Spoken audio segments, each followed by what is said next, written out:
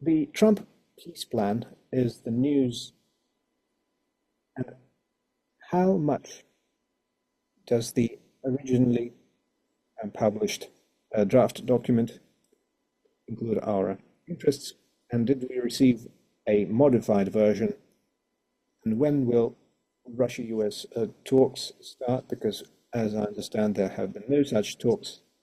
When will Steve Witkoff come to Russia? And what do you believe are the prospects for a peace settlement currently?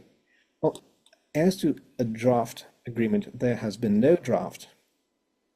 There was a set of issues, a list of issues to be discussed and to be deliberated and worked out. As I've already said, before my visit to Alaska, we discussed this with the United States and negotiating team. And after that, the list of possible items for an agreement was drafted, and it was conveyed to us through certain channels. Then there were talks in Geneva between the United States and the Ukrainian delegation. As I understand, they decided between themselves that these 28 items should be divided into 4 groups. And we received the outcomes of those discussions. And in general, we agree that this may become the basis for a future agreement.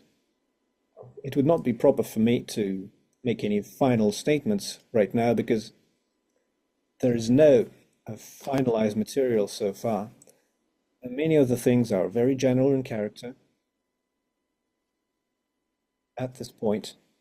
But we see that the United States are considering our interests, including those that were voiced before the discussions in Anchorage.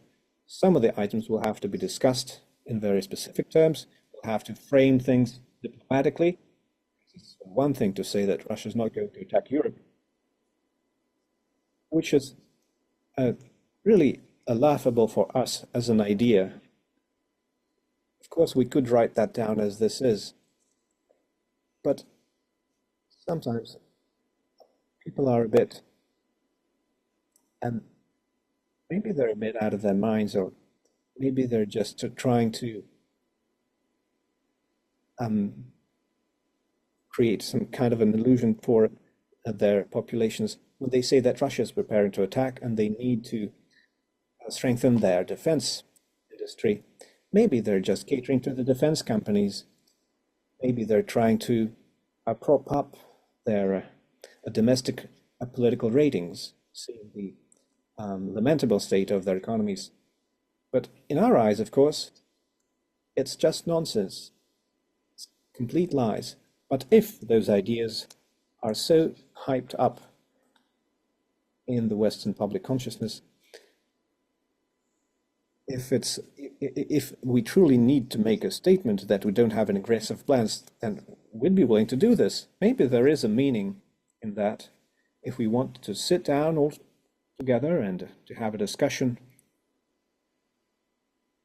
to dot the I's about common European security, which we proposed to discuss some time ago, and if our American partners want this to happen, this is quite possible. But of course, this will require a serious discussion. Every word in such documents needs to be discussed.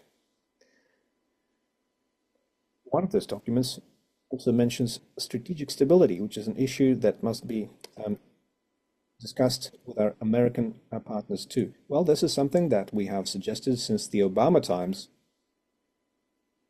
They said yes, yes, and then several months before Obama stepped down